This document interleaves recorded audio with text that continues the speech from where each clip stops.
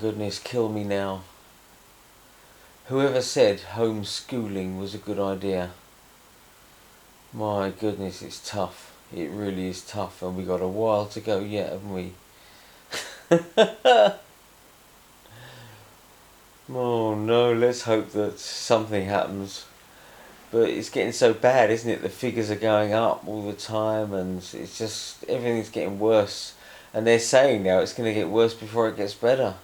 So what can you do? You just got to roll with it, I suppose.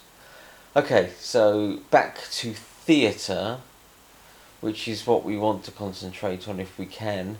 What we've done is taken, and we're going to do this for the next few days, we're going to take off some of the comments that some of the cover stories, celebrities, let's say, the successful people, actors, performers, backstage people, whatever, have. We're going to take some of the positive information they've given us, which is directly relatable to amateur theatre, where we're all from. So let's start by someone that we've already covered. This is Ian Hislop and Nick Newman. Now, they wrote a bunch of amateurs, which is not only about amateur theatre, but it's also very popular as a play performed by amateur theatre. So that's good. Now, Nick Newman says to us, the thing that's really impressed me is how imaginative all of the groups are, meaning amateur groups that have done the play. I mean, much more imaginative than professional theatre.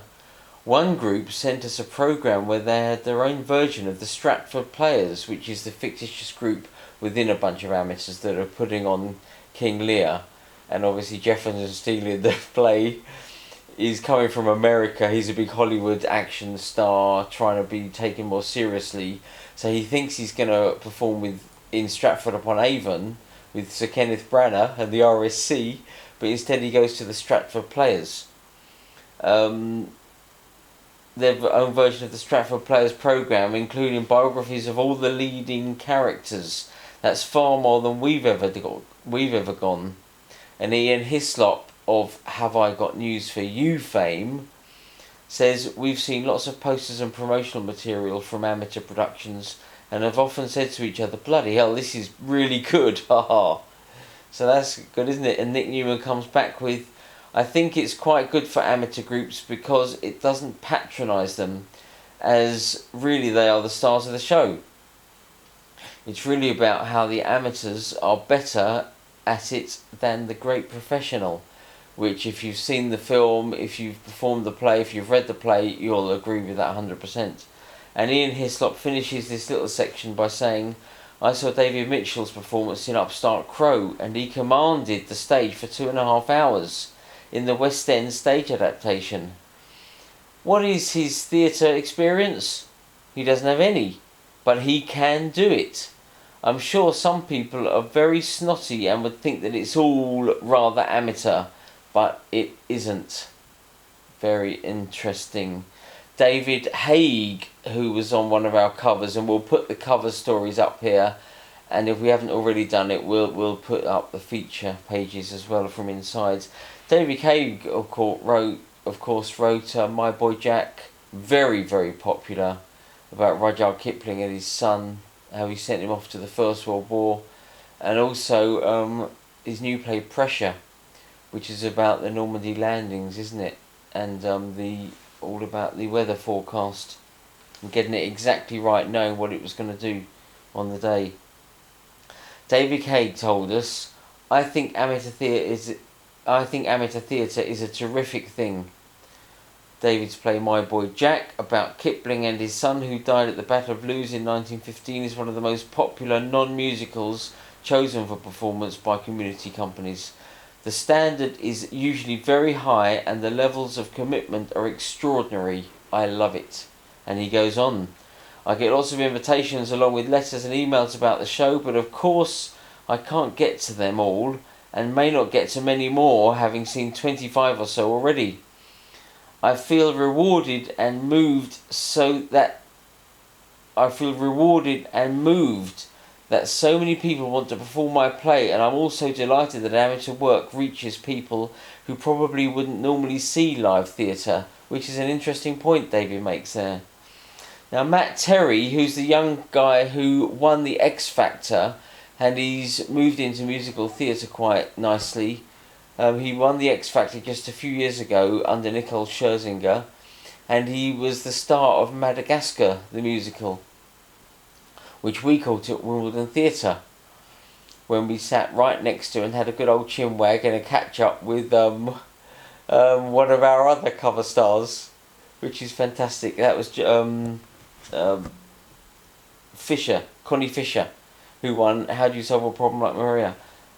Matt Terry told us, because he comes from amateur theatre and he worked in Bromley, where he comes from, at the Churchill Theatre. He says, I did front of house at Bromley's Churchill Theatre.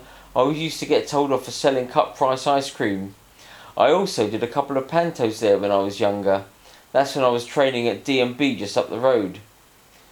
And they used to send students up for the panto every year.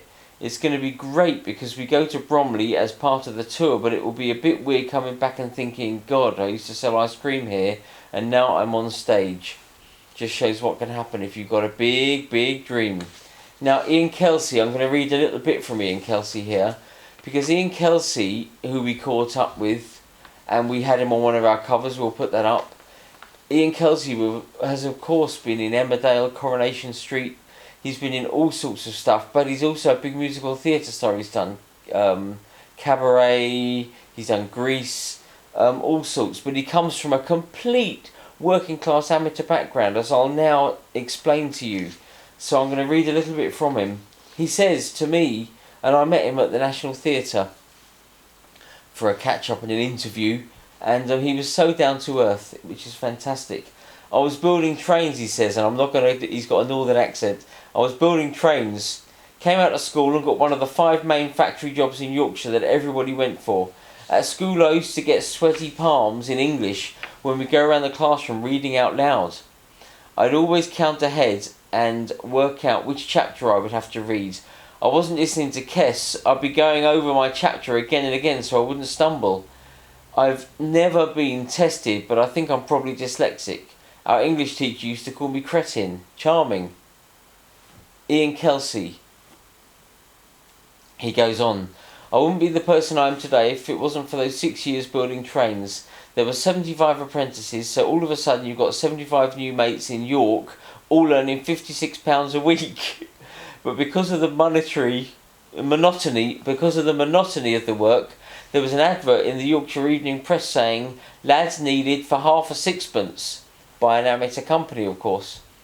So me and my mate Saggy joined up to meet girls. He's so honest, it's fantastic.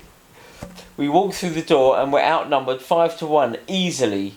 We had a right laugh, so much fun. Thursday night and Sunday afternoon rehearsals. It was a new life. Fantastic. I've got to read more because he goes on and it's so interesting. Do you know what? I've never enjoyed a show as much when I've done an amateur show. I've never got that same buzz in a professional production, and he's done a lot, believe me. One thing that always used to make me laugh is the competition, swapping groups.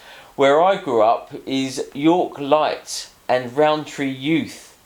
If Rowntree members found out York Light was doing a certain show, you'd always get a couple of defectors, and they'll always get given the cold shoulder when they come back to do the next Rowntree show, which is good because I think it's all wrong.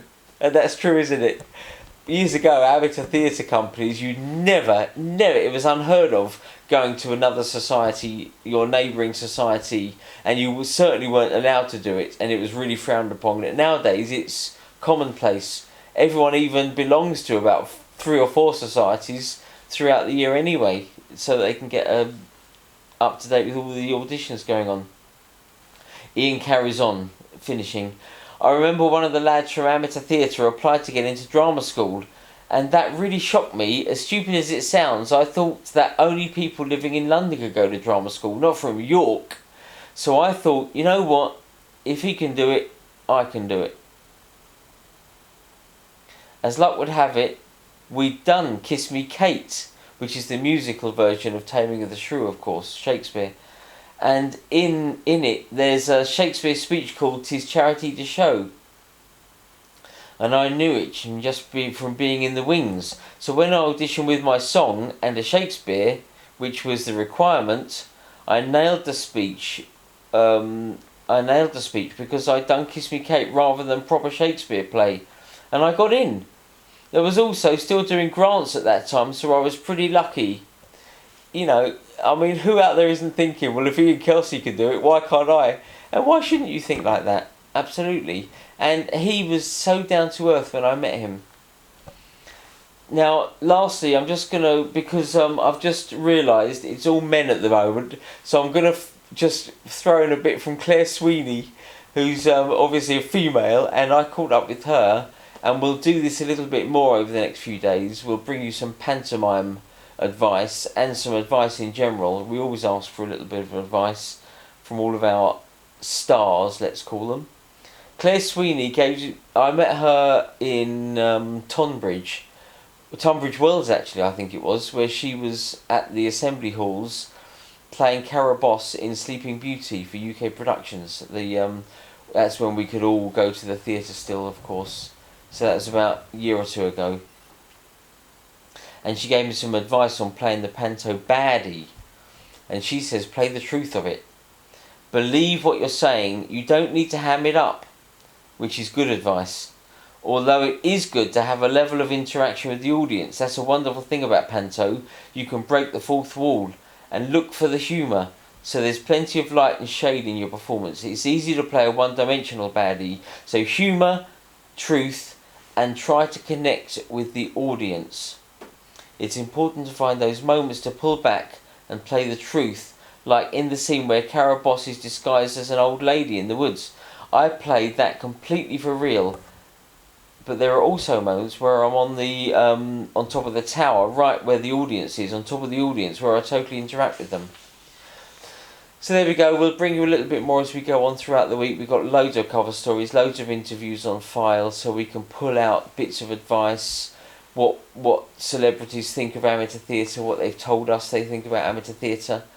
And what we've found is the more successful the celebrity, and you've got a little inkling there, the longer they've been in the profession, let's call it, the longer they've been a professional, the more at ease they are relating back to their amateur days or before they got... I mean, look at what Ian Kelsey told us, relating back to their pre-professional days.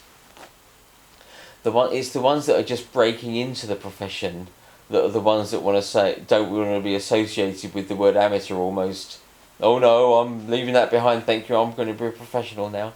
So we find it's the Ian McKellens, the Derek Jacobys, the David Hagues, the Ian Kelseys, the Claire Sweeneys that will all that will give us the best advice and give us the most relevant information about where they came from. So there we go. That's it for now. There'll be more tomorrow. Stay safe. Stay well. We will be back. More homeschooling to do. See you later.